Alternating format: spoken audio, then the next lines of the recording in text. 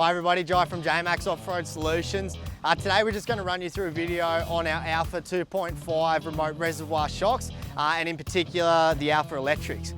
We're just going to go through a couple of general inquiries and questions that we're seeing, and hopefully we can answer those questions for you. So straight off the outset, obviously Alpha 2.5 remote reservoir, which means that they are a true 2.5 inch shock. It allows us to have a 60mm bore on the inside, which gives us, I guess, that adjustability that we require. Unlike a lot of shocks out in the market where the adjustment comes from a cap that's on top of the remote res, we have now a substitute where you're actually able to adjust that reservoir and that shock from inside the car. So inside the vehicle, it allows you to sit at your seat and adjust whether that shock needs to be dialed in to be softer to the customer's liking or firmer. Now this works really great once loads are applied to the vehicle, whether you're towing, whether you're off-road from bitumen to corrugations and so on and forth.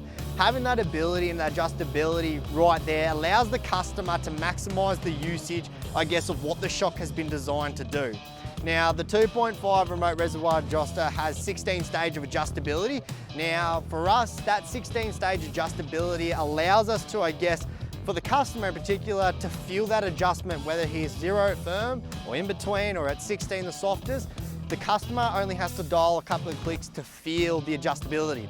Whereas for us, we could have gone in and crammed 32, 48, whatever number you could think of, but we didn't want the customer sitting there adjusting the dial before he felt some form of adjustment, because that's just, for us, it's not needed. So we'd rather stick it all in the 16, have the same amount of adjustment, doesn't matter what number you had on there, but allows the customer to feel it.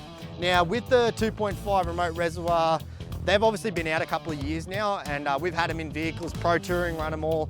You know, companies like Boss, BAW, Norweld, Just Autos. These guys are able to push these shocks to the limits and push them to their potential. And these guys have proven that over time. Now, obviously, like any shock or anything that is manufactured, we want to make sure that there is some fail-safe issues in there. So say, for instance, and let's be honest, nobody's perfect, that the shock electrics, for some unknown reason, were to, I guess, let's say, fail. These guys are actually designed that they'll retain their last setting, which means that you can get to an authorized JMACX installer on the shock. So they're not going to fail, they're not going to let themselves go or anything silly like that. They still retain the last setting that they'll set on. Now, obviously, like I said, 16 stage adjustable in the car. You have a couple of variants and options. You obviously have your manual mode. So on the dial, there's a little M that sits in the top left-hand corner. That represents the manual mode, which is where you adjust your shocks from. So basically, that allows you to adjust the shocks. If you short press the mode button, it'll push you across to GA. Now, GA stands for G-Force Active. Now, what that does is these shocks actively work off the G-Force belt in the car. So say, for instance, you're driving through and you're loaded and you got weight on board and you hit a roundabout or you hit some undulating road, the car will actually soften on one side and stiffen on the other, and vice versa. So the shocks will automatically adjust themselves. That is where the customers see the most potential and use out of these shocks, because they're doing what they should do based off the G-force you're feeling in the car. Now, with the manual modes and things like that, again, they're 16 stage. There's no intricate way on working the shocks. As you see on the dial, they're plain, simple, standard. They're a nice fit. They sit in the ashtray off a 3D printed mount that we make for them. They're out of the way, and whilst that is still printed on the ashtray, you can still use your ashtray if you need to.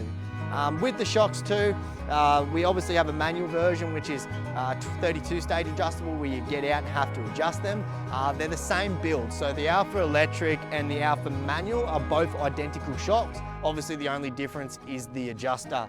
Now, with customers, the question we get asked all the time is, what do I run my shocks at? What setting am I supposed to be running it at?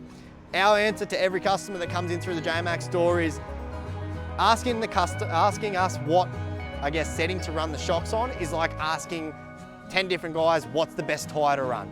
You're always going to get 10 different answers, and that's because the Alphas and, I guess, the ride quality is based off what the customer feels, because what how I like my vehicle to drive is completely different to old mate down the road, and so on and so on. So with these guys, we say to the customer, get in, have a play with them, see what works well for them, and then go from there.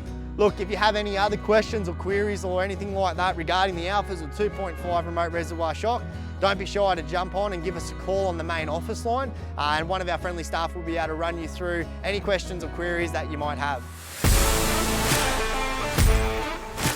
Okay, so now we're inside the car and we're sort of going to show you where the module sits and everything like that. So obviously this is our 3D printed module here that the module sits in.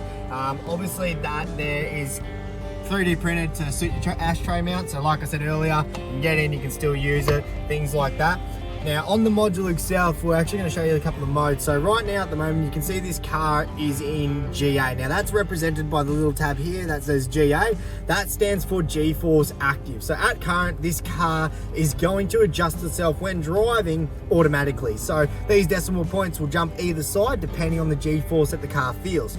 In this mode, you can see that it represents each shock. So obviously this side here is driver's rear, passenger rear, driver's front, passenger front. So basically they're all 4 shocks and they will automatically adjust. To simply get out of that mode, we also have another mode built in the shock, which is GL. That stands for G-Force Longitude, which basically is front to rear. Some customers find that really useful, you know, when towing, but we really don't, I guess from us, see the necessary use for it. So we like to recommend GA to get the most out of the shocks. To get out of this mode and get back to the manual mode, which allows you to change, I guess, your preset settings and what you're wanting to run, you simply press this mode button here. Now that'll take you back to the little M here that represents manual mode. Now you can see the shocks are back to what they need to be set. So the little line under the number there that you can see, that represents the adjustability. So we go through and we go, oh, let's firm up the rear. And to go across to the rear, we short press once, it takes you to the rear. Now let's say I want to firm it up because I've got a bit of weight on there. All right, sweet, now I'm happy, the car's driving the way I want it to. The car will then drive based off those settings now because the shocks have adjusted. But if you want to go back to G-Force Active mode, you simply press the mode button once more and it'll take you back through.